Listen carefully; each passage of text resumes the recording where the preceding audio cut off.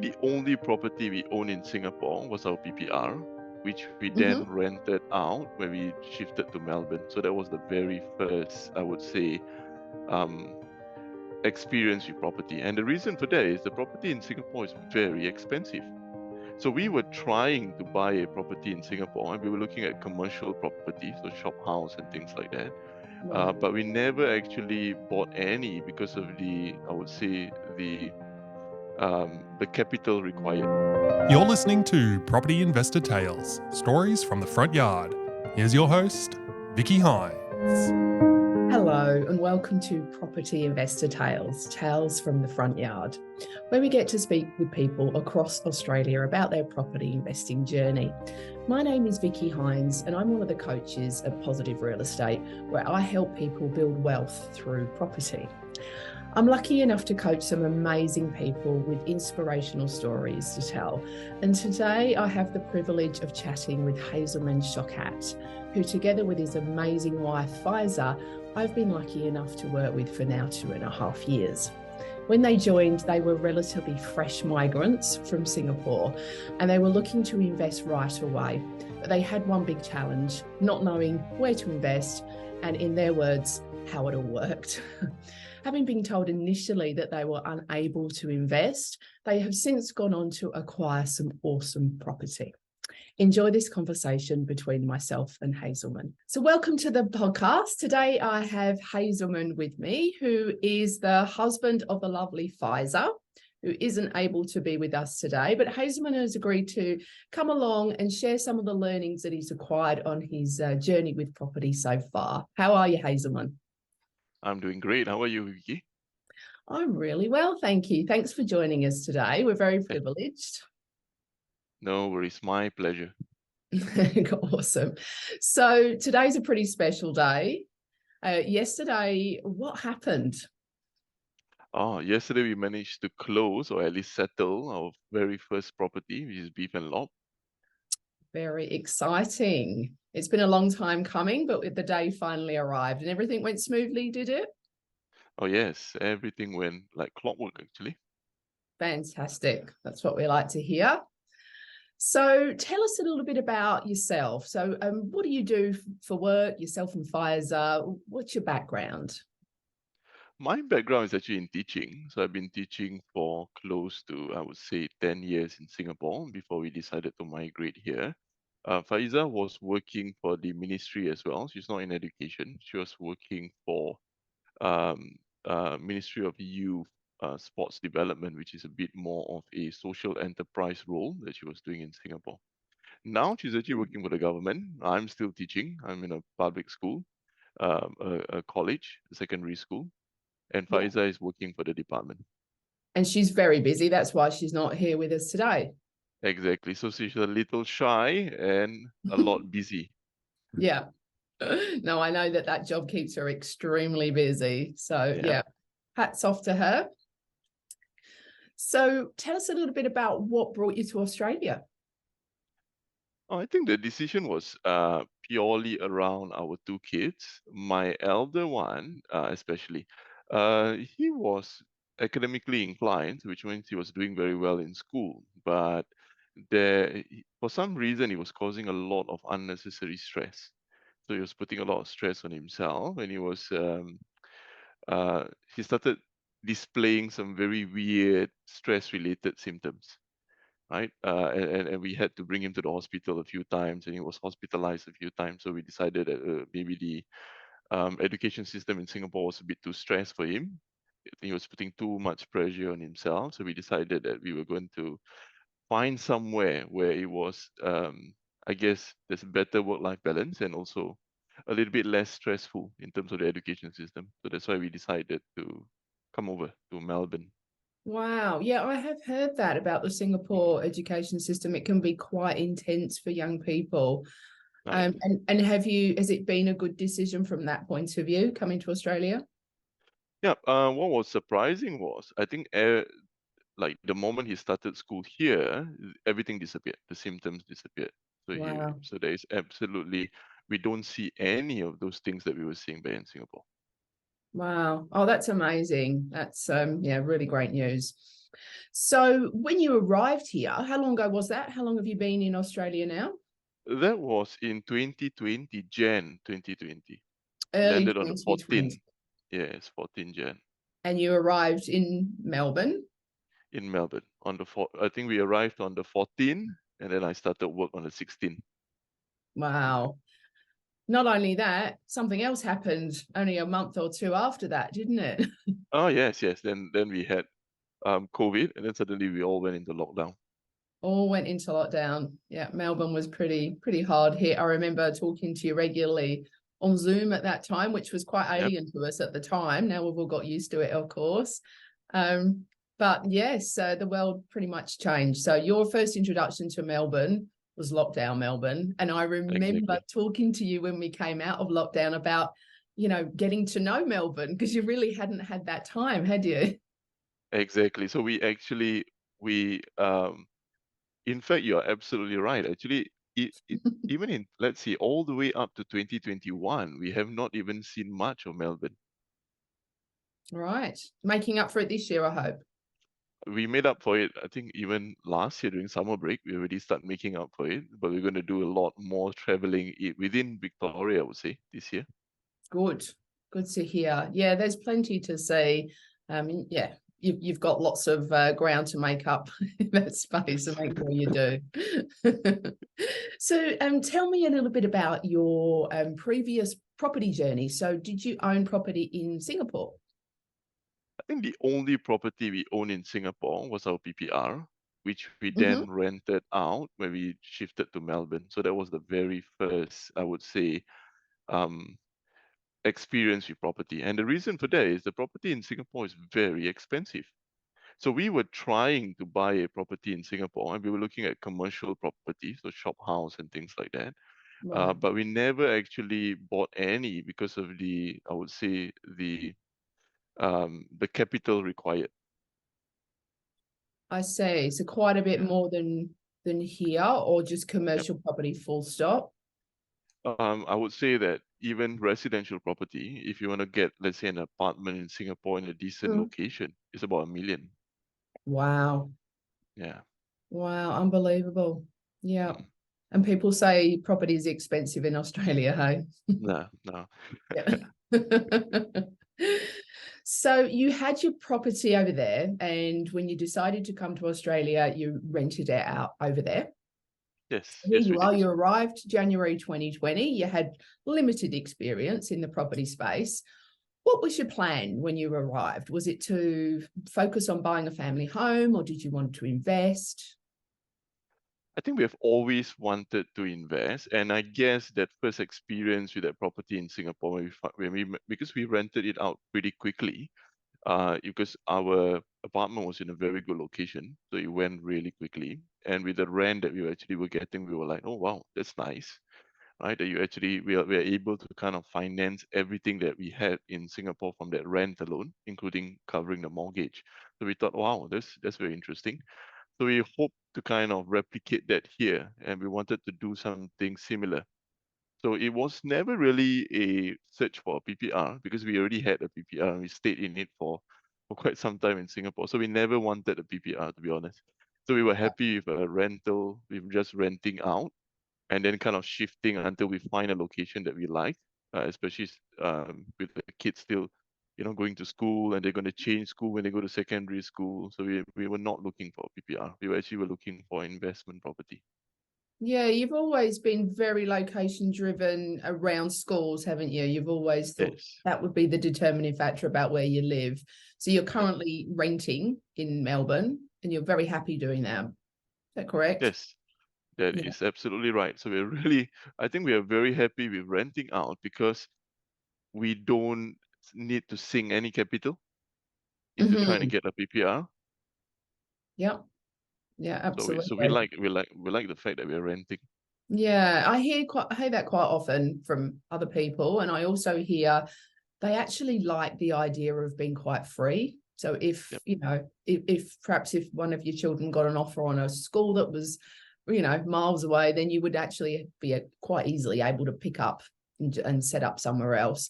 And it might never happen, but it's it's a feeling that you are quite free and transient that some people really like. I understand that myself. So have you always Definitely. been?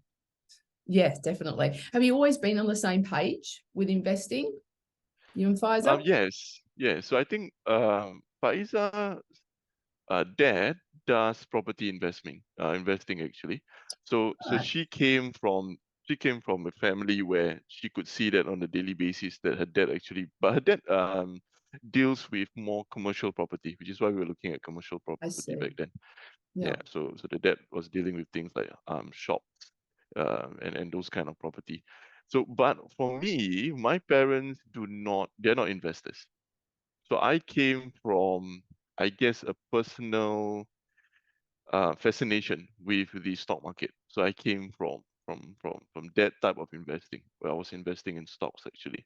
So both of us knew that we've always wanted to be investing. It's just that when we were in Singapore and property was a little bit prohibitive because of the prices, then we were doing a lot of stock investing. So US shares and Singapore shares and even Australian shares actually. Right. Yeah. Okay. And so you both liked investing, but the actual asset class was varied at the time. Yep. When you came to Australia, could you see that there was a big opportunity for residential investing? Is that something that was quite obvious? We thought so, but what was surprising was before we met up with yourself, with PRE actually, we actually met up with I would think I think the guy is a broker, uh, but the advice we were getting was that it sounded as prohibitive as it was in Singapore. Like, you can't get any location that is close to the city. You have to go really far. And then if you want something that's close to, say, the university and things like that, then you need a lot of capital. So those were kind of advice that we were getting actually. And so we were like a bit dismayed over that. And then we were like, uh, it sounded the same. Like we were then lucky for us, then we kind of I don't know how Faiza came across PRE actually, but I think she was the one who actually came across PRE. I do recall Yeah. talking to her initially. Yeah. Yeah. Yeah, I couldn't answer that. I don't know how she found us, but I'm glad that she did. Yep. Yeah, because it's been a real journey over the last 2.5 years, and I've absolutely loved coaching you. Your attitude to everything has always been wanting to learn, wanting to get on, just taking on the chin anything that comes your way, which I'm going to talk to you about a little bit in a moment, what that looked like along the way. So I was going to ask what prompted you to join PRE, but that's probably more of a question for Pfizer. But you Yep. must have been on the lookout for some sort of assistance. I think I recall early on her mentioning, because she wasn't local and she didn't even know, any suburbs as such, she felt quite alien. She didn't know how the system worked. Yep. And she wanted help really in that space, but to be guided. Is that something you felt as well? Yes, definitely. Because I guess uh in 2020 we were really new. So we didn't Mm, know anything. We have no idea about the suburbs. What we went by were what our, I guess, family friends were saying, right? There are certain places where you don't want to stay because it's a little bit dangerous and things like that. So we were just going with whatever people were telling us, but we felt that some of the information were biased and these were dated. So we needed someone who actually knew what they were doing, and we needed somebody who actually had I would say, not just from, say, the location side, but how the whole thing actually works. Because like I said, when we had that conversation with the previous broker, it was like, this can't be done. But we didn't believe that individual, that we felt that we could make this happen. But we just needed to know how. How do you go about doing it? yeah. Yeah. And since then, you've been fantastic students because you've really listened and you've really run with what you've learned, and you've got some pretty good results that we'll cover in a moment. So has it been what you expected? Did you have expectations around how your property journey might work in Australia, or you had no expectations, so nothing's really a surprise? I think our expectation wasn't this high actually, to be honest. So we were Right. hoping to be able to grab maybe one, right, within let's say back then was 2020. So I would say like within maybe the first 2 to 3 years, just get one, and then slowly add later as we try to kind of navigate and understand it a little bit better. But what has happened now is we've got one that settled yesterday, and we've got two. So within a very short period of time, we actually managed to get three, and to us that was unheard of, right? Because like I said, based on the initial advice that we were getting, something like that would not have been possible. Yeah, yeah, no, phenomenal. I know when you've been interested in a property, you've really put in some hard yards to do your due diligence and your research, and you've not taken anything lightly. You really have, made sure that it was the right decision. I know that we've spent number of strategy sessions mapping out how one property will lead on to the other, because it's so important when you've got a number of properties that are relatively off the plan. You don't have a finance clause. It's so important that you do make sure there's enough space between them, that we've Yep. got some good cash buffers in place. What's interesting about you guys is that you really did continue your journey despite what was happening out there in the crazy world over the last 2.5 years. I mean, no one could have predicted COVID, and now no one really predicted the speed of what interest rates are rising, but we're all managing to keep our head above water. We keep making sure that we're educated, and I know you guys are regular attendees to our mentoring sessions for our clients, where we educate ourselves, and making sure that we tap into some good quality facts and data rather than listening to the media. Tell me about that. So I know that Pfizer is a public servant as such. Does she listen to the news, or half an ear, or does she completely block it out? And yourself, of course. What is most surprising is we don't have a television at home. Which Wow. most people will find to be, but because we were renting things out, so we didn't feel the need for us to actually buy a television, which means that we don't actually listen to any of the news. So Right. we are not bothered by that, and I learned that very early as well when I was doing shares investing, that you don't listen to the news because it's just noise, right? So I have learned that very early, that you when you invest, you have to understand what you're investing in. You have to do your due diligence. You have to understand what you are expecting out of this investment, and then that's it. You don't actually need to hear the short-term noise, right? So Mhm. for us, we never switch. There's no television, so there's nothing to switch on. And so we're never bothered by the news. Yeah. How do the kids survive? They don't mind not having a TV? No, because what we have is we have a computer in the living room. So from time to time, let's say on a weekend, will watch something as a family. So that's Yeah. entertainment. Yeah. Yeah. Well, you know what?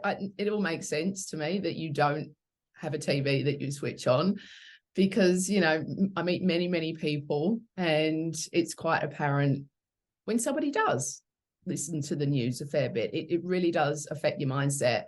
So I'm actually not surprised at all by that, because I know that you've always been very much head down, bum up. We are going for this particular goal, and we don't care what is going on out there.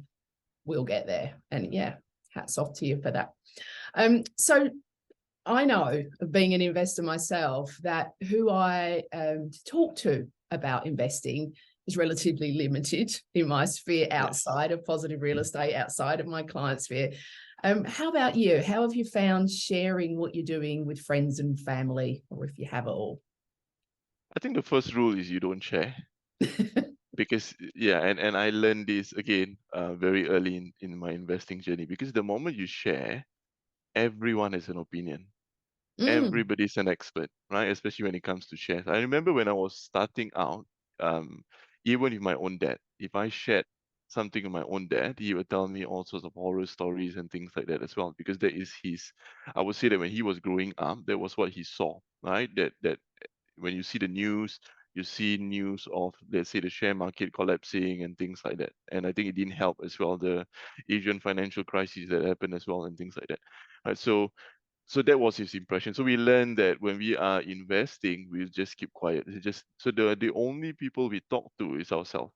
So it's between me and Pfizer actually. So the journey has been very much it's not that we're trying to keep it a secret. It's just that we felt that there is absolutely no need to be talking to anybody about it. So we Mm. have been very quiet. I don't, to be honest, even my parents don't know, and her Yeah. parents have no idea as well. So it's that quiet. We don't say it to anybody. I've mentioned it once to a friend here, but that's only because the friend asked. Right. Then I just mentioned, and then after that I stopped there because then it's like if you want to know, I'll tell you more. But if you're not going to ask me anything further, I'm not going to say anything. Yeah. And did that person continue the conversation or not? So the person was intrigued, but I mean, again, we know this, right? Just because you're intrigued doesn't mean that you will be willing to kind of get on board. Yeah.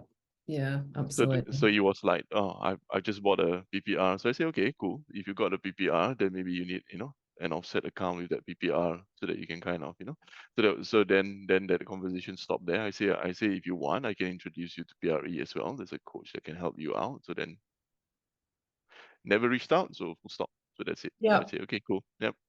Yeah, yeah, I kind of be on the same page as you as that, I believe. I was a client for many, many years before I was a coach.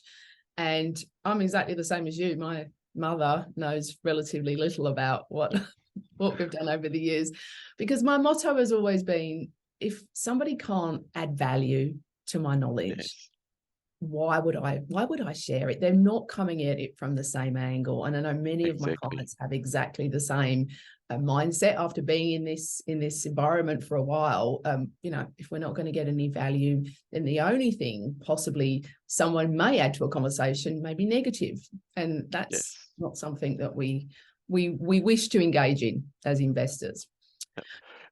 And I guess just to add to that as well, that Mm, we are a little bit weird in a sense that we don't do the things that other people do. Like mm, we kind of manage our finance in a way that most people would feel it's a bit I guess the word would be an extreme, right? So we are very careful with the holidays that we go for. We're very careful with, the kind of expenses that we have. And this is not something that even when we were back in Singapore, like when we mention just a little bit to someone else, then they will be like, oh, really?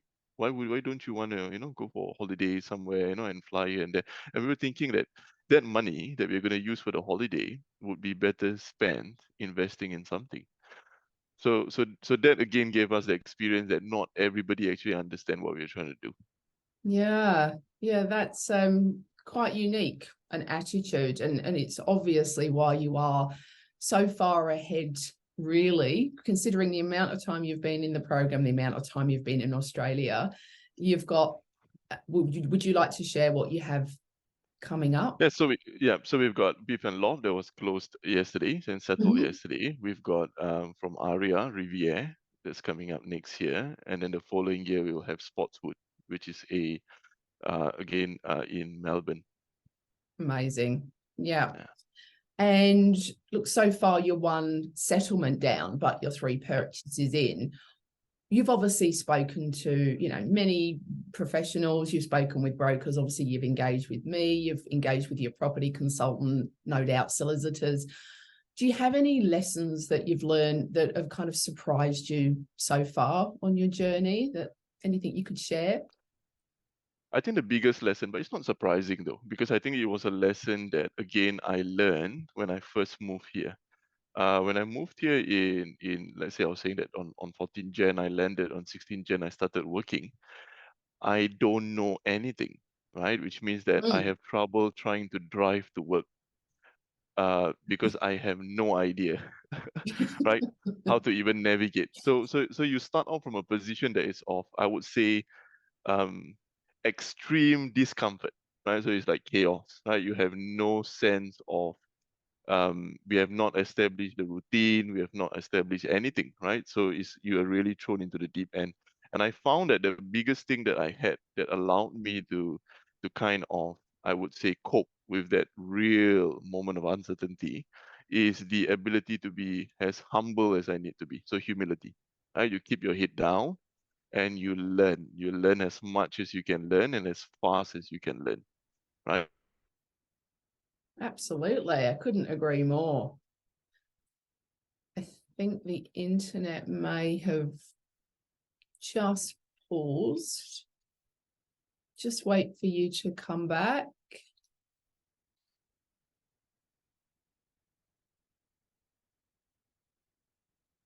Testing. Yes, I'm not Okay, sure cool. if it was you or me. Hopefully that will get edited out. Yes, no worries. So I guess I was saying about humility, right? So that was Yes, you was. that was a very big, yeah. So that was a very big lesson. Just keep your head down and then learn. And even like I say, even the process of settlement that we had with Beef and Lob, if you go in there knowing that you don't know anything, and then you're trying to learn as much as you can, whether it's from the solicitor or whether from yourself or whether it's from the property manager, then it helps actually. Then you learn it. You learn really fast and really quickly. Yeah, absolutely. So you mean you're coming into something, presuming you know nothing, being an absolute sponge with regards to information that you're being fed. And Exactly. then you can assimilate that information and put it together. I know you guys, every time I meet with you, I feel like you have got open ears to whatever we talk about. You do not have any preconceived ideas. So I totally see what you're talking about here, Hazelman, because I think you really do run with that idea of being Yep. humble. Yeah, definitely.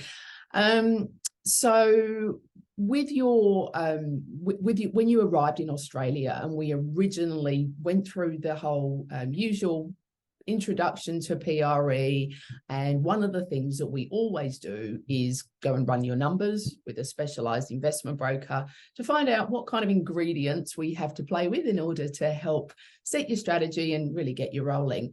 Would you mind sharing what the results of that initial discussion were when we met with Right. people? And so that was a very interesting time because that was when we realized we made our first mistake. And again, it came out of ignorance because in the job that I had in that private school, so I was in a private school in 2020 before I shifted to a public school in 2021. But in that private school, there was an option for you to kind of do a it's leasing of a car, right? So then that Hmm, allows you to kind of, and I thought it was a great idea because what happens is the leasing is done before tax. So in a way, it actually reduce your tax that you're going to be paying. So I thought, oh, that's a brilliant idea, right? And then I took novated note lease. one.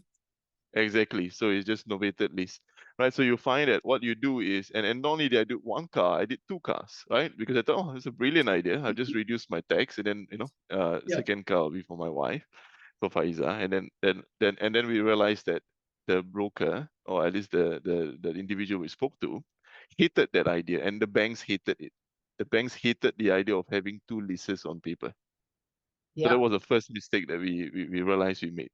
Yeah, and I recall relaying that information to you alongside the broker at the time, and it was quite the shock. I mean, you were brand new to the country. How were you ever supposed to know that a novated lease would have such a huge impact on your Yep. borrowing capacity? I mean, there was you look great from every other aspect. You were earning good money, you had no debt, you had great handle on your expenditure on a day-to-day basis. Everything banks would love. The only thing was the novated lease, which we now know they Yep. assessment calculators double up pretty much on what your expenses are on a monthly basis. So they look at everything that you're paying for over in the novated lease, and then they kind of add it on over here with your monthly expenditure and include the whole shebang again, petrol, tires, etc. So it was a bit of a slap in the face Yes. originally. How did you originally react to that?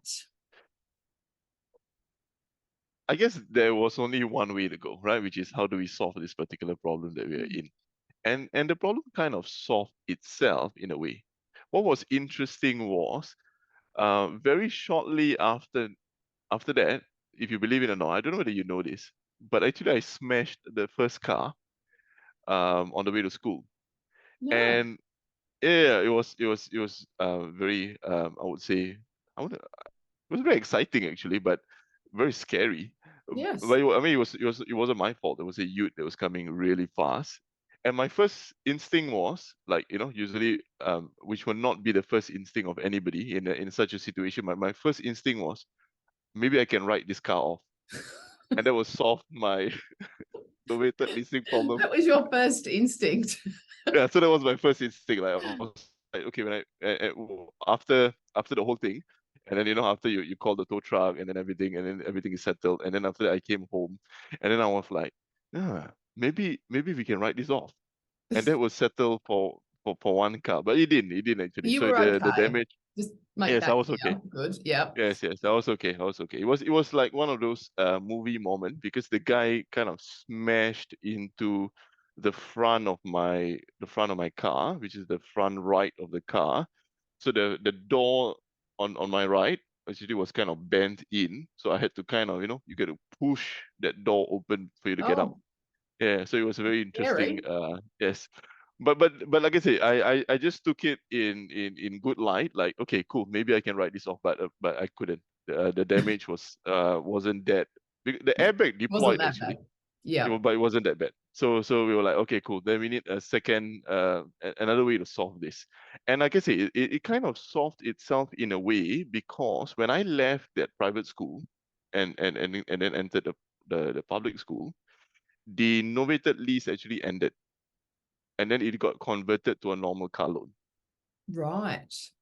And Okay. then suddenly, yeah, and then suddenly it became a lot more favorable because then the amount that I'm paying every month actually goes down because the rest of the things are not added to that lease. Mm-hmm. And then and so now I still have two car loan, but that doesn't seem to have stopped me for at least I believe the first two property. By the third one, I'm gonna have to do something about this, but now it's very easy. I can just pay it off because it started in 2020. So by the time it gets to Sportswood, there'll be the residue on the loan will be very very very little actually, and it can be Yeah. easily. That's Yeah, right. That's always been part of the strategy, isn't it? To yeah, pay off that car loan by the time that one settles. yep, So with regards to your settlement, I know that in order to have done what you have achieved, which is buy 3 properties in a relatively short space of time, we had to be quite regimented with how we were going to get there. yep, And with you guys, because you are naturally regimented and very much focused on what you want to achieve and actually reaching your goals, I was pretty confident that whatever we set as a strategy, you would execute. I know that we catch up every 6 months or so to find, check it in. How's your saving going? Are we on track, etc.? And it's always a resounding yes. Would you mind sharing how things have changed for you financially since we originally looked at your finances? So we had 2 novated leases. Did they both get converted to normal car loans? yes. So Yes, both they of them both. are converted. Right. So now we have 2 car loans and we have a plan to pay one off. How about Pfizer? So when you first came, was she working? No, so I think when she first spoke to you, it was only me who was working. She was still looking for a job. But then what happened was at the end of 2020, I believe. Yep, that was still at the old property. At the end of 2020, she managed to get a job. Mm-hmm. And what she has been doing for the last few years has been brilliant as well, because she got a job in 2020, and then she has been promoted, right? So multiple times. So she has been promoted. So her salary is a lot more than when she started in 2020. So same thing for me. I went from the private school to a public school, so I took a bit of a pay cut initially. But Mm-hmm. now the salary has more than matched because I was promoted along the way as well. So what we have done was we have improved our income position. We have converted that novated lease to a normal car loan, and we have got a second income. And what we did, which again is unheard of, which to a lot of people is a bit of a horror show, which is we are running on a single income, right? So which means that any expenses that comes out is coming out of my income. So Faizer's income is 100% goes into saving up for that 3 property. Yeah, it's absolutely amazing. One of the reasons I've asked you to come and join me today is because that you're doing something which is quite phenomenal. Living on one wage is not something, particularly in today's cost of living crisis that we're living in. You're managing very well. Is it getting harder to live on one wage? It was getting a bit tough until I got promoted. So now it's okay. Right, So, good. so the solution to that was to get promoted. Work hard, get promoted. Yeah. And I think, as I've said, your attitude goes a long way, and that clearly both of you have been promoted a few times in a very short space of time. And I'm sure your attitude to everything must actually come into play as to why you've actually achieved such great results in your working life as well. So absolute hats off to you. You are absolute guns, obviously, in every walk of life. And it's such a pleasure coaching you. It truly is. So what's happening? What's the plan beyond the settlements? Do you have one yet? I guess the plan is, so now that we know that we can kind of very quickly settle 3, so the plan is, what are we going to be doing for the 4th and the 5th one? Because I think the original plan was to have at least 5, right? Mm-hmm. 5 or 6. And we know that the hurdle will come after the first 3, because then that would be us really maxing out based on our incomes, right? So then that is where the challenge will be, the 4th and the 5th one. I mean, the worst case scenario for us is we'll just keep saving as fast and as hard as we possibly can. And so we don't need the 4th and the 5th one to be at anything, let's say close to 80%, right? It can be something like that. The loan may even be like 50, 60%, and that will kind of allow us to possibly get through the 4th one. And we hope as well that by then, either the ARIA or even the beef and lot would have gone up in value, and then we can kind of use some of the equity from that as well, for us to be able to finance the 4th and the 5th one. But that's the plan. The plan is to get at least another 2. Mm-hmm. Yeah, Awesome. within, I would say, so knowing that Sportswood is closing in 2024, we will say that maybe realistically about 3 years after that to be able to get the 4th one, and then Yep. after that the 5th one. Awesome. And hopefully some tax deductions in the near future, because along comes with higher incomes, along comes some higher tax to pay. So you've chosen properties where you're going to be able to get some serious tax deductions back. So I'm looking forward to you being able to do that. No doubt, in true Pfizer and Hazelman style, you will put that into a savings account and focus on the next property. But make sure you enjoy it a little bit along the way as well. Very, very important. So I know that you're very regular attendees to a lot of our private client mentoring sessions where we cover an abundance of educational topics. How important have they been to your learning over the last 2.5 years? I think they've been instrumental, actually. They're very important because we did, like, the strategy that is shared wasn't something that we knew. It wasn't something that we actually understood. Because I would say that the strategy that we're familiar with was very much a strategy of you buy the first property, and then you do everything that you can to pay it down, and then you get the second one, right? So that was the very traditional approach of doing it. So that was, so we didn't quite understand. Like, I know I've read like Robert Kiyosaki, Rich Dad Poor Dad, so I can kind of understand that. Oh, okay, there's a thing called, bad debt and good debt, but we never quite understand how to utilize that. And in the stock market, you don't want that, right? So we never leverage. We don't leverage. At least the safest way to go about is not to leverage at all. But when you're doing property, then you need to leverage. Mm-hmm. And we don't quite understand that. So by going for all those sessions, right, listening to Sam, even listening to Jason as he tries to kind of explain that, okay, this is the long-term plan, this is actually what's supposed to be happening, right? This is kind of the numbers that you kind of, and then even, like, I think recently, the range of gas, actually, right? Like even from tax, right? Understanding a little bit more about tax, understanding a little bit more about your super, right? Understanding a little bit more about all the other things that come with trying to build a portfolio of property. I think it's been extremely helpful because these are things that we don't know. No, We you didn't don't know understand. what you don't know. Exactly.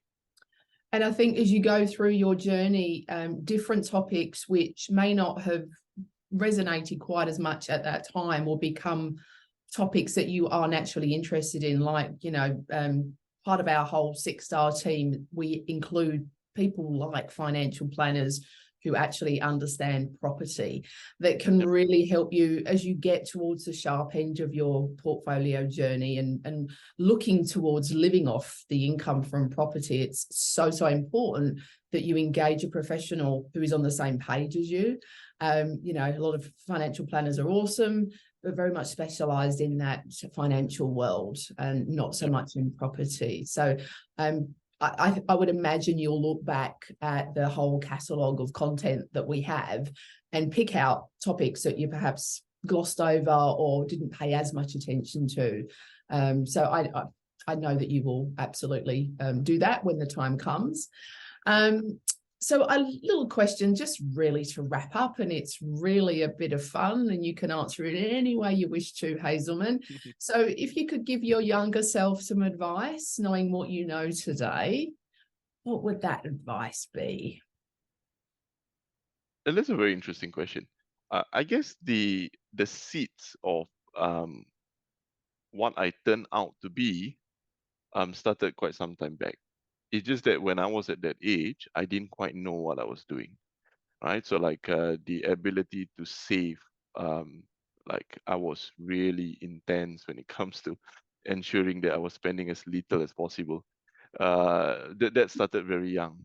But I guess the idea that I would like to tell my young self is that it's very interesting and it's a very old idea, right? But it's an idea that people kind of have forgotten along the way, which is this: that you have to be willing to sacrifice your today if you want a better tomorrow, right? So that was what I was doing, but I didn't quite understand it.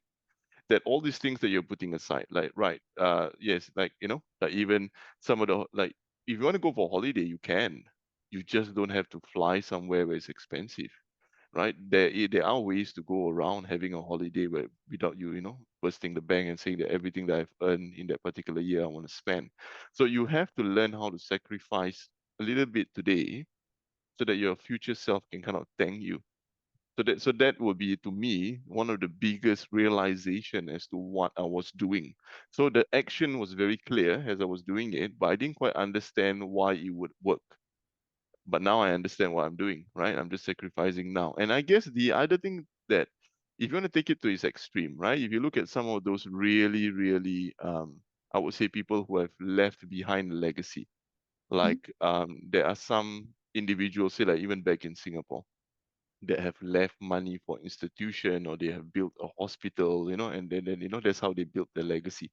And I remember that I had a friend, I won't mention his name because I don't know whether he wants to be mentioned, but this was a Singaporean friend, and his grandfather had a very menial job, right? So he was like he was doing something that people would, you don't get much income from it. But the Mm-hmm. guy had a vision. So he bought a whole entire row of property with whatever little that he had. And he knew full well that he could not pay off those property within his lifetime. So he told his sons that you're gonna have to take over. But because he bought it at his time, by the time it got to the son's time, those property were very easy to be paid off. So can you imagine? The guy had a vision, knowing that it goes beyond his lifetime. So I've not reached that extreme yet, but I would like to think that if you can think like that, right? It's not just about you. It's about the legacy that you're trying to build, right? The legacy you're trying to leave behind, or the portfolio that you're trying to build, and you have a much longer term view. So this is what I'll tell my younger self, right? It's okay to have a longer term view, right? It's okay to put all these things in place early in order for you to be able to then you may not even reap the fruit of it, and it's fine. It's just you're building that legacy for the next generation or the next two generation. Yeah, wise words, Hazelman, absolutely. And just to add to that, not focusing on the debt, focusing on the end result, because, focusing on the debt can be quite debilitating. Yep. And it can literally stop you in your tracks. You start procrastinating, wondering if you're doing the right thing. Focusing on the absolute end outcome is something I think many, many investors will take on board. Just like that fellow that you told the story about. Very, very powerful. So thank you very much for sharing all of that with us today. Some great lessons learned, some great stories shared. And as you know, I think you and Pfizer are absolutely fantastic. You are an absolute joy to coach. I know that, you're going to complete your portfolio in the next few years, and you're going to work very, very hard at the other end of the strategy, which is what we call consolidation stage, which is when we work on getting that debt down and getting your rents up. I know that you'll run with whatever kind of strategy and creative ideas that we have along the way in order to get to the end goalpost as soon as possible. So thank you so much for coming on today. I've really enjoyed our conversation, and have a wonderful day. Did you want to add something there? No, I just want to add something that we really need to thank you as well, Vicky, because like I said, the advice that you gave us and the guidance that you gave us made all this possible. Right, because you could have been easily, like, we could have met another broker who tell us that no, this is not possible, you can't do this with this kind of money, right? You need a lot more. But I think when we first had our conversation with you, we were very surprised and very heartened by the fact that this was possible, right? This was something that wasn't that far-fetched. So we wanted to thank you from the bottom of our hearts as well, Vicky. You're very, very welcome. Absolute pleasure. Hey, thanks for listening to Property Investor Tales. Remember to subscribe so you get notified every time a new episode drops. As you can guess, I love hearing people's property investor tales. So if you'd like to share yours, then please get in touch with me via email at propertyinvestortales@positivementor.com.au. We would also love your feedback, and I would appreciate a 5-star review over on Apple Podcasts or Spotify. Remember, you can watch all of these podcasts over on YouTube at Positive Mentor or at positivementor.com.au. Until then, take care, happy investing, and bye for now.